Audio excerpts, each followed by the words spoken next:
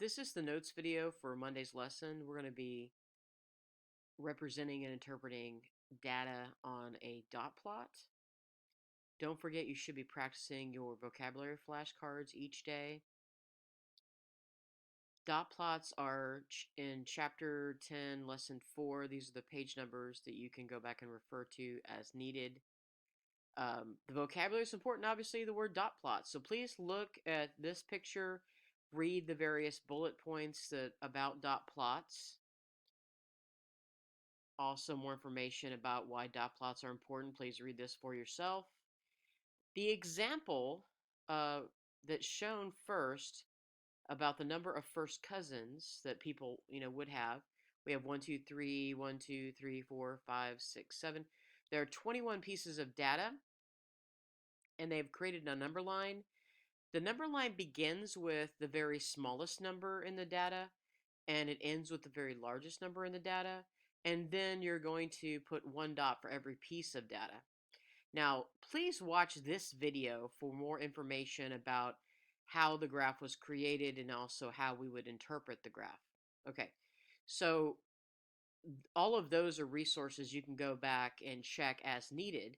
We're going to watch the video that I created last spring showing the textbook examples that begin on page 808 to 809. And that's what you're going to open up right now so you can actually write down notes and do the examples that we are going to do together. Okay, we're going to come down here and think we'll use green. Okay. Now we're going to look at some examples of dot plots from our textbook that you can get to online. As we've already seen in a previous example, a dot plot is a visual tool to show you all the points of data. It's a very easy way to recognize mode, fairly easy way to figure out what the median of the data is. Okay, now what I didn't really get into was how to make a dot plot, and as it states here, dot plots are usually made of dots, but they can also be used with other marks. A lot of times sometimes you'll see X's. Okay, these are also called line plots instead of dot plots because, as you'll see, these are always made on a number line. Okay, so this is the set of data in a table for the number of pets that a group of people had. Now, this particular group of people, we have 4 rows of 6. So they asked 24 people how many pets they had. So we're going to have 24 pieces of data to put on this number line. Okay, so rather than listing them all out, least to greatest, we're going to put it visually on a number line. So this is how you create a dot plot. Okay, the first piece of data is 3. So we're going to make a dot where 3 is. Then there's 0. Somebody had no pets, so we put a dot where 0 is. Another 0, put it on top of the 0. A 1, put it on top of the 1. You have to be careful to mark it off as you go, and you also have to be careful that you're putting the dot above the right number. So you can see we're just going to do 2 of these columns. It's fairly easy to make a dot plot. Now, someone's already made this one for us, so we're not going to continue with that. So basically, you put the dots or marks on a number line of all the pieces of data to create a dot plot. Once that's done, it becomes super obvious what the tallest one of the columns are. So this particular situation, the mode for that piece of data of how many pets people usually have is 2. Most often, people who had pets had 2 pets. Now, that's the mode. In order to find the median, we're going to have to figure out what is exactly in the middle of all this data. Well, don't think that 2 is in the middle necessarily, because we're not necessarily going by the number line. 4 is the largest number in the data. 0 is the smallest. So what we can determine from that is something called the range. 4 minus 0 is 4. So the range is 4. But to find the median, we're going to count the number of data points. Now, there are 24. So 24 divided by 2 is 12. So there's 12 on each side, but that means there's nothing in the middle. So we're going to count to 12. 1, 2, 3, 4, 5, 6, 7, 8, 9, 10. So 10 people either have 0 or 1 pets. 11, 12. So here's 12. So 1, 2, 3, 4, 5, 6, 7, 8, 9, 10, 11, 12. So what's going to happen is, what is halfway between 12 and 12? That's going to be, well, nothing. So basically the median is 2. And so just so happens the median and the mode are the same number in this case. Okay. Now there's other information we can kind of summarize using this. So we already discovered that 10 people actually have either 0 or 1 pets. 1, 2, 3, 4, 5, 6, 7, 8. 8 people have 2. So more people have 1 or less pets than have any pets, than have 2 pets. 6 people have either 3 or 4 pets. So it's more likely that someone has less than 2 pets than someone have more than 2 pets. So there's a lot of different statements you can make based on these 24 people we asked about pets. Okay? Now, the larger number of people we ask, the better the information is going to be. But this is how we would interpret this information. Okay, so Okay, so what we're going to do is we're going to stop and we're going to do an example together. Okay, so at the bottom page 808, we're going to do a dot plot together. And this particular one, we're going to have to actually make a dot plot. The problem says Javier asked members of his 4-H club how many projects they were taking. The results are shown in the table, and then it's asking us to represent the data in a dot plot, and then we're going to interpret the data in the graph, okay, using the tools we now know like mean, mean, median, and mode to describe the shape of the data and just make inferences about what the table is and the graph is telling us. All right, so the first thing we're going to do is we're going to look at the number of data points and what's the very smallest number in this group of data? Go ahead and share that with me, please.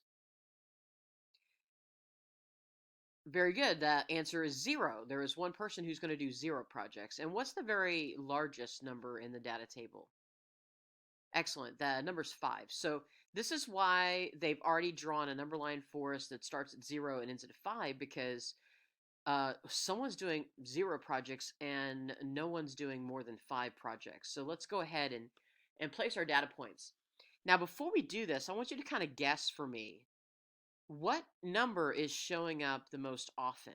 And what is that called? What do we call the data central tendency where the number shows up the most? What's that called? Answer that for me, please. Very good. That is called the mode. And then what is the data point that's exactly in the middle called? Answer that for me, please. Excellent. That is the median, which leaves us with the mean. And the mean is where you add up the value of all the points and divide it by the number of points. And that's how teachers get the grade averages for the report card. Okay, so let's go. I'm going to go ahead and start putting the points on. And then I'm going to pause, and you'll finish putting all the points on. And you'll see if it matches mine. So I'm going to start with the smallest one. You have 0, 1 has 0. Actually, I'm just going to go ahead and jump around. There's 2, 2, 1, 1. So what's really important is actually after you put 4, you're going to need to make sure that you cross it off as you go. So I'm going to pause, and I want you to go ahead and finish all of your dots. Okay, so a little while ago, we guessed what the mode was, and that's the number that's going to have the most number of data points. What is that? When you look at this graph, clearly, which one has the most data points? Answer that for me, please. You're right. The mode is definitely going to be, and I'm going to make my line a little skinnier here. The mode is definitely going to be the number 2. Okay, so the other skill that we've learned recently is to find the median. That's what's exactly in the middle. So going back over here, we have 1, 2, 3 rows of 1, 2, 3, 4, 5. So there are 15 points, 15 data points. And half of 15, well, 15 is an odd number. So there's going to be a number plus 1 that's going to equal 15, and that's the number 14. So think to yourself, what's half of 14? Very good, the number 7. So I'm going to count from 7 from the 0, and I'm going to count from 7 from the 5. And I'm going to go ahead and change my color so we can see the difference here. So 1, 2, 3, 4, 5, 6, 7, and I'm going to draw a line there. And then 1, 2, 3, 4, 5, 6, 7, and draw a line there. So the median, the point that's exactly in the middle, is going to have what value? Answer that for me, please. All right, very good. The median, okay, Mr. Penn, the median is also going to be 2. Now, that's really enough information for us to kind of make a generalization and interpret the graph. So we can see the graph kind of starts with a very few numbers and it goes up and it goes down like a little roller coaster. So one thing we can say is no one's taking more than 5 projects. One person's taking no projects. Most of the people are taking like just 2 projects. 1, 2, 3, 4. 4 people are doing either 1 or no projects. 1, 2, 3, 4, 5, 6 people are doing 3 or more projects. So we can make quite a few statements based on the facts that this table shows us. Now, if we did want to find the median, just for fun, for fun, we would count up the values of everything. Let's see, 5, this is 5, and 4 plus 4 is 8. And then 3 times 3 is 9, and 2 times 5 is 10, and 3 ones is 3. So these two would be 13, these two would be 17, this would be 5. So 13 plus 17 is 30, plus 5 is 35. So if I were to divide 35 by 15, I could figure out what the median is. Go ahead and divide that for me, please. Okay, you're going to get 2 times 15 is 30, and we're going to have a remainder of 5, and I'm going to make that as a fraction, 5 over 15, and I can reduce that, and the mean, can be written as 2 and 1. 5 goes into 15 3 times, 2 and 1/3. Okay, so that kind of reinforces that really the average amount is definitely a solid 2 projects. Okay, let's go ahead and keep watching the video. If I come over to another example, we're again going to look at a dot plot. We're going to talk about what its range is. We're going to talk about what its mode is and what its median is. This time, we got information about cowboy hats in a particular store. Okay, so this particular store, you'll notice most of the cowboy hats, just when we look at this just before we think about anything else, most of the cowboy hats are over here on the number line. Then there's this one little cowboy hat way over here, 75. It's not like any of the rest. This is something we would call an outlier.